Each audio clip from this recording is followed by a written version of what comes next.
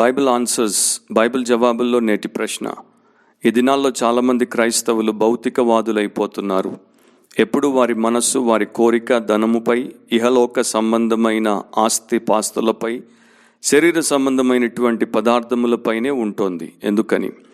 భౌతికవాదం అంటే ఆత్మీయ విషయాలకు విలువనివ్వకుండా శారీరక, భౌతిక, ఇహపరమైనటువంటి పదార్థములతో కూడినటువంటి ఆస్తి పాస్తులు లేక వారి జీవితాన్ని సుఖమయంగా మార్చేటువంటి సౌకర్యాలు, వీటితో జీవితాన్ని ముడిపెట్టుకొని బ్రతికేటువంటి ఒక జీవన విధానం. నిజం చెప్పాలంటే భౌతికవాదం, మెటీరియలిజం అనేది లోక సంబంధులైనటువంటి పాపులలో మనకు కనబడేటువంటి ఒక లక్షణం. క్రీస్తు యేసునందున్నటువంటి పరిశుద్ధులు, దేవుని పిల్లలు, విశ్వాసులకు ఉండకూడనటువంటి ఒక లక్షణం.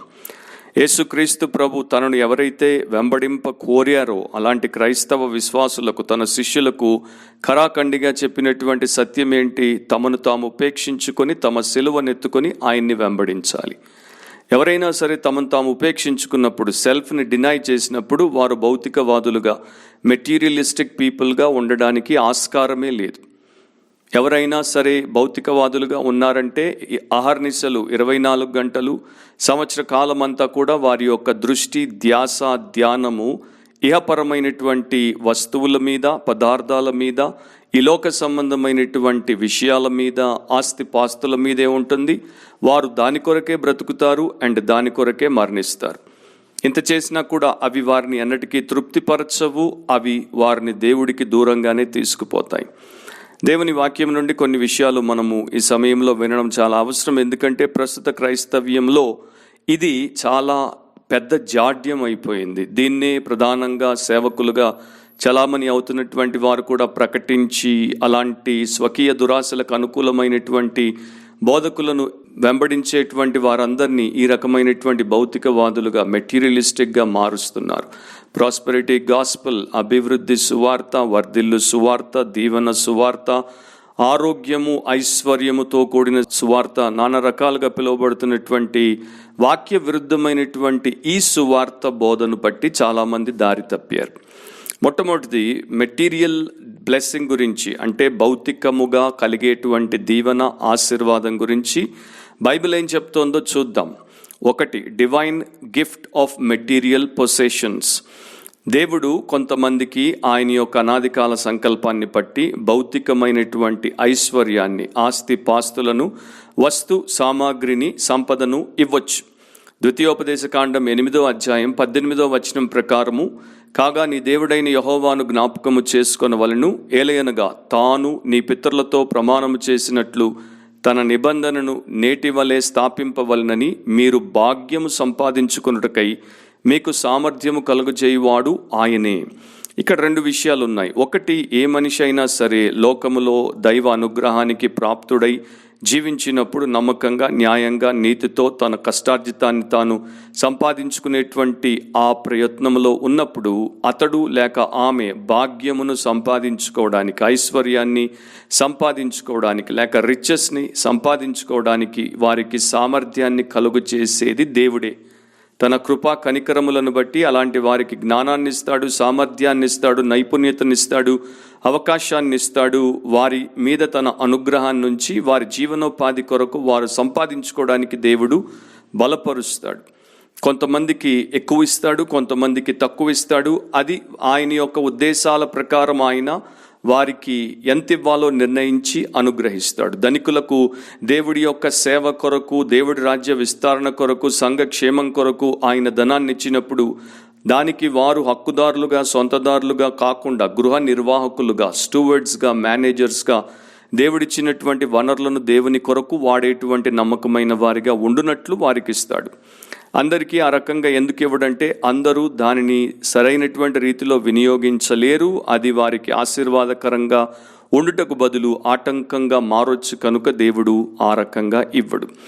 అయితే ఇక్కడ మనం జ్ఞాపకం చేసుకోవాల్సింది, పాత నిబంధనలో ఇశ్రాయేలు ప్రజలకు దేవుడు చేసినటువంటి వాగ్దానం కనుక వారి కాలంలో, వారి సమయంలో దేవుడు వారికి ఐశ్వర్యాన్ని ఇచ్చాడు. ఫిజికల్ బ్లెస్సింగ్గా వారికి మెటీరియల్ ప్రాస్పెరిటీని ఇచ్చాడు.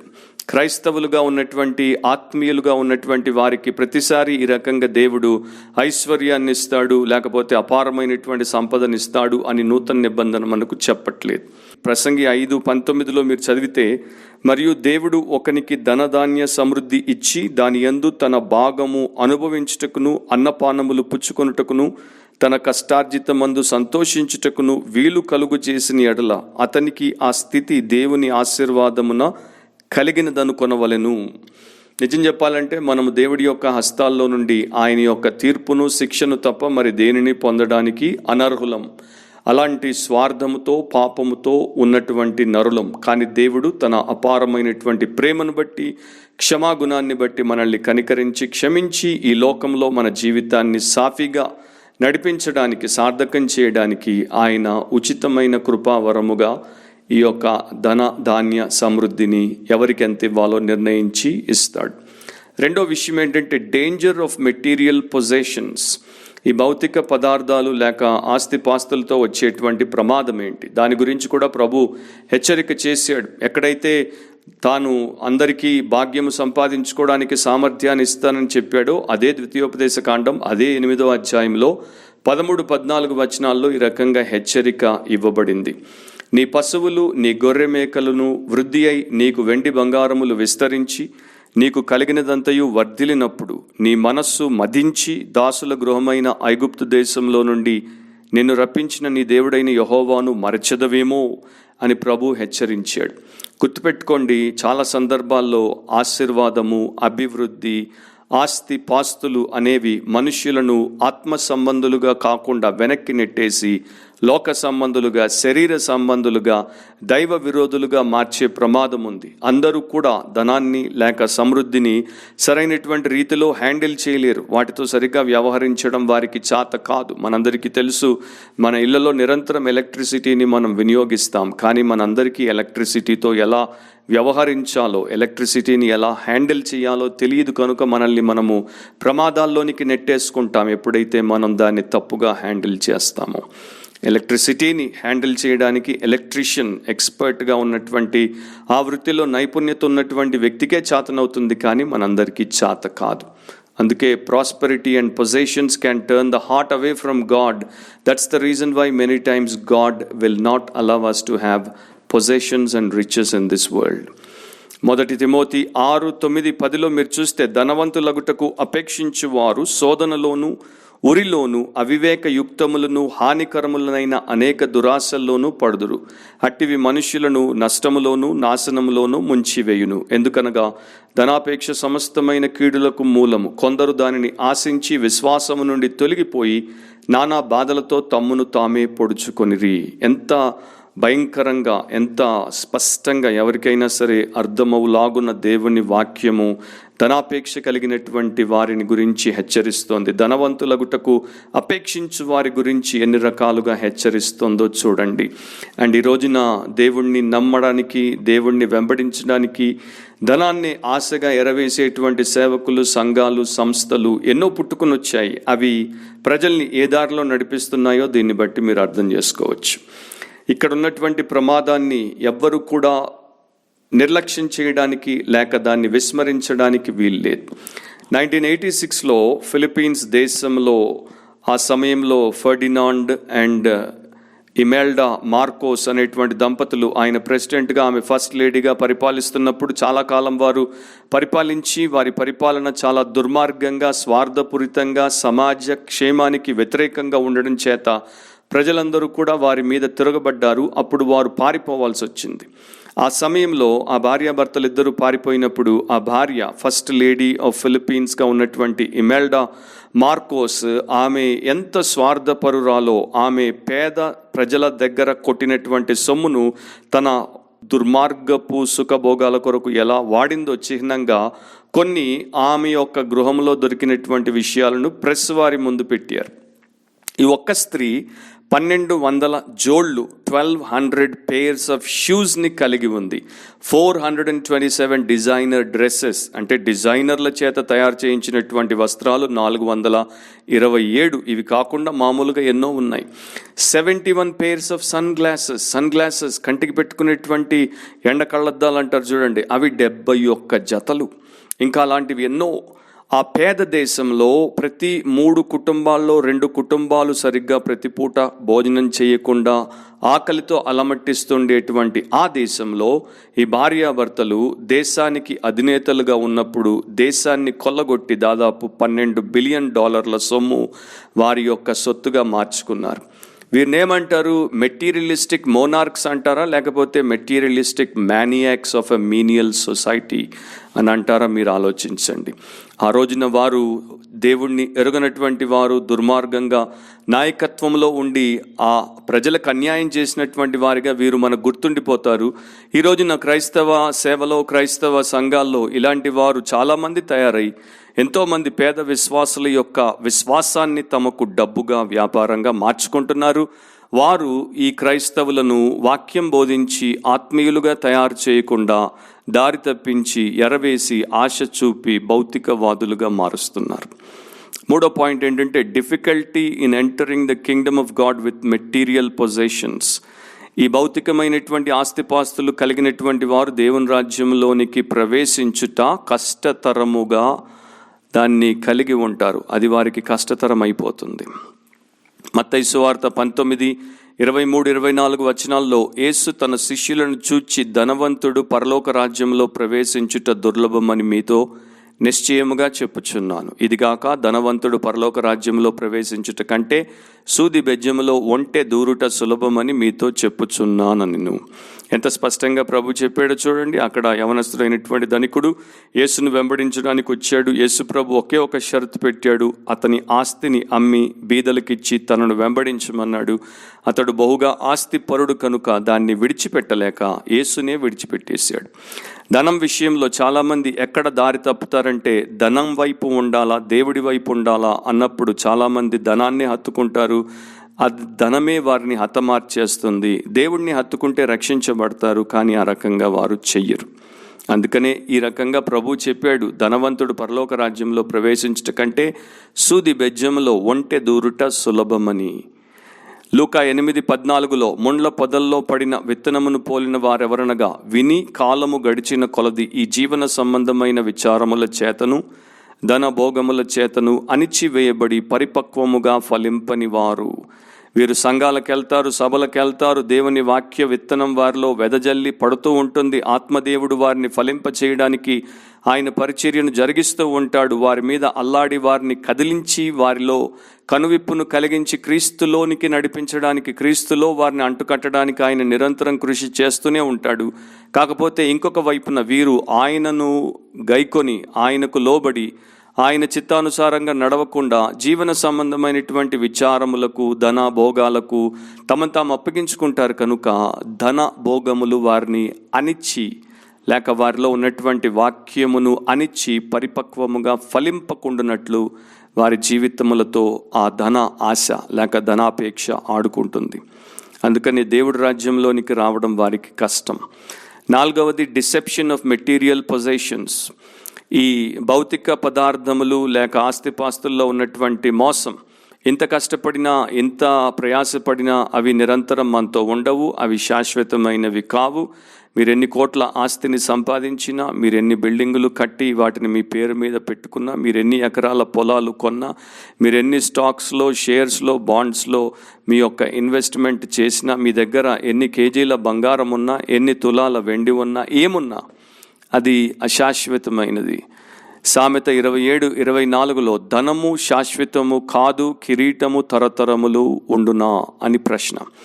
డబ్బు శాశ్వతంగా మన దగ్గర ఉండదు, అండ్ రాజ్య అధికారము కూడా తరతరాలు మనదిగా ఉండదు. ఒకడు ఒక పూటకి లేక ఒక తరానికి లేక కొంత సమయానికే రాజుగా ఉంటాడు, తరతరాలకు రాజుగా ఉండలేడు.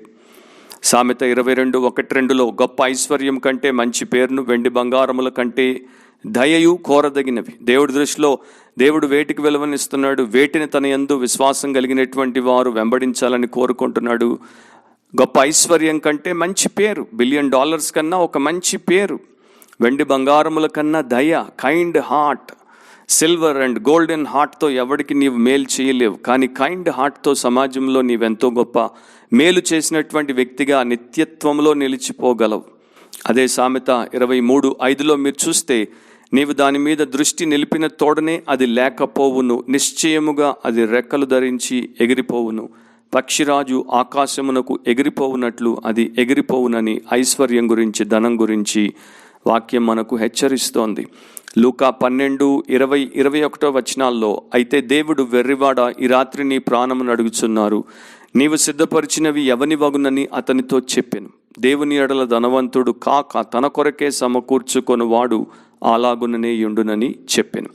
కనుక ప్రియ సహోదరి సహోదరులారా, విశ్వాసంలో దేవుని ఎడల ధనికులుగా ఉండుట, దేవుని కొరకు మీ జీవితాలు సమర్పించుకొని ఆత్మీయులుగా ఉండుట, ప్రభు అయిన యేసుక్రీస్తు యొక్క నిజమైన నీతిగల శిష్యులుగా ఉండుట, ఇవి మీకు చాలా మేలుకరం.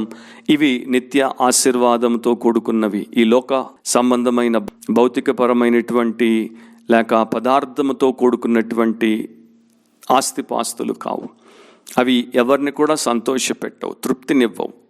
ప్రసంగి 5:10 ద్రవ్యమును అపేక్షించువాడు ద్రవ్యము చేత తృప్తి నొందడు, ధన సమృద్ధిని అపేక్షించువాడు దాని చేత తృప్తి నొందడు, ఇదియు వ్యర్థమే అని జ్ఞాని రాశాడు. మత్తయి 6:19 భూమి మీద మీ కొరకు ధనమును కూర్చుకొనవద్దు, ఇక్కడ చిమ్మటయు తుప్పును తినివేయును దొంగలు కన్నం వేసి దొంగిలెదరు అని కూడా ప్రభు చెప్పాడు. ఇన్ని హెచ్చరికలు ఈ పరిశుద్ధ గ్రంథంలో, దైవ గ్రంథంలో ఊరికే రాయబడలేదు. వాటిని మనము చాలా జాగ్రత్తగా పాటించుట కొరకు, మేలు పొందుట కొరకే రాయబడ్డాయి. అమెరికన్ల దగ్గర, చాలామంది అమెరికన్ కుటుంబాల దగ్గర ఏనుగులు ఎందుకు లేవు అంటే, వారు ఏనుగులను ఎందుకు కొని తమ గృహాల్లో పెట్టుకోలేకపోయారు అని అంటే, ఏనుగులను వారు వీక్లీ ఇన్స్టాల్మెంట్ల మీద అమ్మలేదు కనుక అన్నాడు ఒక ఆయన. ఒకవేళ ఏనుగులను కూడా దుకాణదారులు ఇన్స్టాల్మెంట్ల మీద అమ్మి ఉంటే అమెరికన్లకు కూడా ప్రతి ఇంటికి ఒక ఏనుగు ఉండేది. దాని అర్థం ఏంటంటే, ఇన్స్టాల్మెంట్లో దొరుకుతుంది, లేక మంత్లీ పేమెంట్స్తో, లేక ఇప్పుడు కొన్ని తర్వాత ఎప్పుడో డబ్బు కట్టి దాన్ని మనం కలిగి ఉండొచ్చు అని రకరకాలుగా వ్యాపారస్తులు మన ముందు పెట్టేటువంటి ఎరల చేత మనుషులు ఏమైపోతారు, వాటికి బలై వాటితోనే జీవితాన్ని ముడిపెట్టేసుకుంటారు. ఎన్ని సంపాదించినా, ఎంత కూర్చుకున్నా, ఎన్ని అనుభవించినా తృప్తి మాత్రం ఉండదు. 1 రాజులు 21:2-4 వరకు మనం చూస్తే, ఆహాబు నాబోతును పిలిపించి, నీ ద్రాక్ష తోట నా నగరును ఆనుకొని ఉన్నది కనుక అది నాకు కూర తోట కిమ్ము, దానికి ప్రతిగా దానికంటే మంచి ద్రాక్ష తోట నీకు ఇచ్చేదను, లేదా నీకు అనుకూలమైన ఎడల దానిని క్రయమున కిమ్ము అని అడిగాను. అందుకు నాబోతు, నా పిత్రార్జితమును నీకు ఇచ్చుటకు నాకు ఎంత మాత్రమును వల్లపడదని చెప్పగా, నా పిత్రార్జితము నీకు ఇయ్యనని యెజ్రెయేలీయుడైన నాబోతు తనతో చెప్పిన దానిని బట్టి ఆహాబు మూతి ముడుచుకుని వాడై కోపముతో తన నగరునకు పోయి మంచం మీద పరుండి ఎవరితోనూ మాట్లాడకయు భోజనము చేయకయు ఉండెను. చూడండి ఎలా అది దురాశను. ఆహాబు రాజుగా ఉన్నాడు, విస్తారమైనటువంటి భూములు ఉన్నాయి, పొలాలు ఉన్నాయి, అన్నీ ఉన్నాయి. కానీ ఒక పేదవాడు తన పిత్రార్జితముగా ఇవ్వబడినటువంటి ఆ యొక్క తోటను ఇవ్వడానికి ఇష్టపడకపోతే ఎంతగా తాను అలిగి, ఆ తర్వాత తన యొక్క భార్య దుర్మార్గపు ఆలోచనను జరిపి ఆ అమాయకుణ్ణి చంపి అక్రమంగా దాన్ని సంపాదించుకున్నాడు. కనుక చివరికి కుక్క చావు చావాల్సి వచ్చింది. మత్తయి 16:26 ప్రభు చెప్పాడు, ఒక మనుష్యుడు లోకమంతయు సంపాదించుకొని తన ప్రాణమును పోగొట్టుకుంటే అతనికి ఏం ప్రయోజనం? ఒక మనుష్యుడు తన ప్రాణమునకు ప్రతిగా ఏమి ఇయ్యగలడు? ఇవన్నీ కూడా ఆలోచించాల్సినటువంటి సత్యములు. ప్రకటన గ్రంథం 3:17 నీవు దౌర్భాగ్యుడవును, దిక్కుమాలిన వాడవును, దరిద్రుడవును, గ్రుడ్డివాడవును, దిగంబరుడవునై ఉన్నావని ఎరుగుక నేను ధనవంతుడను, ధనవృద్ధి చేసి ఉన్నాను, నాకేమీయూ కొదవలేదని చెప్పుకొనుచున్నావు. ఈరోజు నా ధనం కలిగినటువంటి, ఐశ్వర్యం కలిగినటువంటి భౌతిక వాదులుగా ఉన్నటువంటి అనేక సోకాల్డ్ క్రైస్తవులు లేక నామకార్థ క్రైస్తవుల పరిస్థితి ఇలా ఉందని యేసు మనకు చూపిస్తున్నాడు. లూకా 12:15 ఆయన చాలా స్పష్టంగా చెప్పాడు. ఆయన వారితో, మీరు ఏ విధమైన లోభమునకు ఎడమియక జాగ్రత్త పడుడి, ఒకని కలిమి విస్తరించుట వాని జీవమునకు మూలము కాదనెను. ఒక ఇంగ్లీష్ వర్షన్లో చాలా చక్కగా దీన్ని తర్జుమా చేశారు. Take care, protect your self against the least bit of greed. Life is not defined by what you have even when you have a lot. Remember, life is not defined by what you have even when you have a lot. నీ దగ్గర ఏదైనా ఆస్తి లేక ధనము లేక ఐశ్వర్యము లేక మరొకటి ఎంతో ఉన్నప్పటికీ నీ జీవము వాటి చేత నిర్వచించబడుటలేదు. అవి నీకు నిజమైనటువంటి జీవము కాదు. హెబ్రీ 13:5 ధనాపేక్ష లేని వారై మీకు కలిగిన వాటితో తృప్తి పొందియుండుడి, నిన్ను ఏమాత్రమును విడువను, నిన్ను ఎన్నడును ఎడబాయను అని ఆయనే చెప్పెను కదా. ఇక చివరిది 5th పాయింట్ ఏంటంటే divine example of our Lord Jesus in regard to material possessions. ఈ భౌతిక పరమైనటువంటి ఆస్తిపాస్తుల విషయంలో మన ప్రభు అయినటువంటి యేసుక్రీస్తు యొక్క దైవిక మాదిరి. మత్తయి 8:20 మీరు చూస్తే, అందుకు యేసు నక్కలకు బొరియలను ఆకాశ పక్షులకు నివాసములను కలవు గాని మనుష్య కుమారునికి తల వాల్చుకొనుటకైనను స్థలము లేదని అతనితో చెప్పాను. మన ప్రభు ఈ లోకంలో ఉన్నప్పుడు కనీసము నివాస స్థలము కూడా లేక తల వాల్చుకోవడానికి స్థలము కూడా కలిగి ఉండకుండా సామాన్యునిగా గొప్ప కార్యమును చేయుటకు జీవించాడు. ఆత్మీయునిగా జీవించాడు, భౌతికవాదిగా జీవించలేదు. ఆయన్ని వెంబడించి ఆయన ప్రియ శిష్యుడు, అంతేకాక సంఘానికి ప్రధానమైనటువంటి వక్తగా ప్రైమరీ స్పోక్స్ పర్సన్గా ఉన్నటువంటి అపోస్తులైనటువంటి పేతురు, అపోస్తుల కార్యములు 3:6 అంతటా పేతురు, వెండి బంగారములు నా యొద్ద లేవు గాని నాకు కలిగినదే నీకు ఇచ్చుచున్నాను, నజరేయుడైన యేసుక్రీస్తు నామమున నడువుమని చెప్పి. పేతురు అన్నాడు, వెండి బంగారములు నా దగ్గర లేవు, కానీ నా దగ్గర ఉన్నటువంటి శక్తి ద్వారా నేను నీకు ఈ కార్యము యేసు నామమున చేస్తాను అని. ఒకప్పుడు సంఘము దగ్గర యేసుక్రీస్తు ప్రభు యొక్క శక్తి ఉండింది, వెండి బంగారాలు లేవు. కానీ ఈ రోజున చాలా సంఘాల దగ్గర వెండి బంగారాలు ఉన్నాయి, యేసు లేడు, యేసు శక్తి లేదు. అపోస్తల కార్యములు 4:32 నుండి 37 వరకు మీరు చూస్తే, విశ్వసించిన వారందరూ ఏక హృదయమును ఏకాత్మయు గలవారయుండిరి, ఎవడును తనకు కలిగిన వాటిలో ఏదియూ తనదని అనుకొనలేదు, వారికి కలిగినంతయు వారికి సమష్టిగా ఉండెను. ఇదియుగాక అపోస్తలులు బహుబలముగా ప్రభు అయిన యేసు పునరుత్థానమును గూర్చి సాక్ష్యం ఇచ్చిరి. దైవ కృప అందరి యందు అధికముగా ఉండెను. భూములైనను ఇండ్లైనను కలిగిన వారందరూ వాటిని అమ్మిన వాటి వెల తెచ్చి అపోస్తలుల పాదముల యొద్ద పెట్టుచూ వచ్చిరి. వారు ప్రతి వానికి వాని అక్కర కొలది పంచిపెట్టిరి కనుక వారిలో ఎవనికిని కొదువ లేకపోయెను. కుప్రలో పుట్టిన లేవీయుడగు యోసేపు అని ఒకడుండెను. ఇతనికి అపోస్తలులు హెచ్చరికా పుత్రుడు అని అర్థమిచ్చు బర్నబా అను పేరు పెట్టి ఉండిరి. ఇతడు భూమి గలవాడై ఉండి దానిని అమ్మి దాని వెల తెచ్చి అపోస్తలుల పాదముల యొద్ద పెట్టెను. ఆది సంఘంలో చూడండి ఎంత అద్భుతంగా వారు మరి భౌతిక వాదులుగా కాకుండా, మెటీరియలిస్టిక్ పీపుల్గా కాకుండా, పర సంబంధులుగా, ప్రభు సొత్తైనటువంటి ప్రజలుగా, ఇతరుల క్షేమాన్ని కాంక్షించేవారిగా, ధనాన్ని పాదముల దగ్గర పెట్టేవారిగా ఈ రకంగా వారి యొక్క పనిని వారు చేసుకుంటూ వచ్చారు. ఇప్పుడు అంత్యదినాల సంఘంలో మీరు గమనించినట్లయితే దీనికి పూర్తి భిన్నంగా కంప్లీట్ రివర్స్ని మనం చూస్తున్నాం. ఆ రోజుల్లో వారు ధనం గురించి మాట్లాడలేదు, ఇతరుల సౌఖ్యం గురించి మాట్లాడలేదు, భూ సంబంధమైనటువంటి ఆశీర్వాదం గురించి మాట్లాడలేదు. బహుబలముగా ప్రభు అయిన యేసు పునరుత్థానమును గురించి మాట్లాడారు, ప్రకటించారు, సాక్ష్యం ఇచ్చారు. కనుకనే దైవ కృప అందరికీ అధికంగా ఉండింది. నిస్వార్థంగా ఒకరికి ఒకరు తోడ్పడుతూ ఒకరితో ఒకరు తమకున్న దేవుడిచ్చిన ఆస్తిపాస్తుల్ని పంచుకుంటూ వారు గొప్పగా ఆత్మీయులను పెంచుకున్నారు. ఇలాంటి వారిగా మీరు ఉండాలంటే, దేవుడి కృపలో మీరుండి కొనసాగి అనేకమైనటువంటి నిత్య ఫలితాలు మీరు పొందాలంటే వాక్యానుసారంగా ఉండండి. ప్రస్తుతం లోకంలో మీకు కనపడేటువంటి క్రైస్తవ సాక్షులు లేక క్రైస్తవ సేవకులు లేక క్రైస్తవ సమాజంలో వాక్య విరుద్ధంగా ఉన్నటువంటి వాటిని వ్యతిరేకించండి, వాటి నుండి వైదొలిగి పొండి. ఇంగ్లీష్లో ఒక మాట అంటారు, the world is full of people who are making a good living but living poor lives. లోకంలో చాలామంది బాగా సంపాదించుకునేటువంటి వారు ఉన్నారు, ధనాన్ని అయితే బాగా సంపాదిస్తారు, కానీ బ్రతుకులు చాలా పేదగా బ్రతుకుతారు అని. ఆ రకమైనటువంటి సాక్ష్యం మనకు ఉండకూడదు. దేవుని బిడ్డలముగా, క్రీస్తు శిష్యులముగా, ప్రభు రాజ్యాన్ని కట్టేవారముగా, ఇతరుల క్షేమాన్ని కోరేవారముగా, నిస్వార్థపరులముగా మనం ఉండాలి. సమస్తమును సమర్పించుకుని బ్రతికేటువంటి వారముగా మనం ఉండాలంటే ఎన్నటికీ భౌతికవాదులముగా మనం ఉండకూడదు. భౌతికవాదం అనేది మన జీవిత విధానం కాకూడదు. We should never be materialistic people and we should never follow a materialistic life style if we truly desire to be the disciples of our Lord Jesus Christ. ఇది ఈ ప్రశ్న యొక్క జవాబు. ఇంకొక బైబిల్ జవాబుల కార్యక్రమంలో మనం కలుసుకునేంత వరకు ప్రభు మనందరినీ కూడా ఆత్మచేత ప్రేరేపించి నిజమైన ఆత్మీయ విషయాల విలువలను మనకు తెలిపి ఆత్మీయులనుగా మనల్ని తీర్చిదిద్ది భౌతికవాదం అనేటువంటి దౌర్భాగ్యపు బంధకము నుండి విడుదల చేసి తన సొత్తైన ప్రజలుగా నడిపించునుగాక. Amen. God bless you all.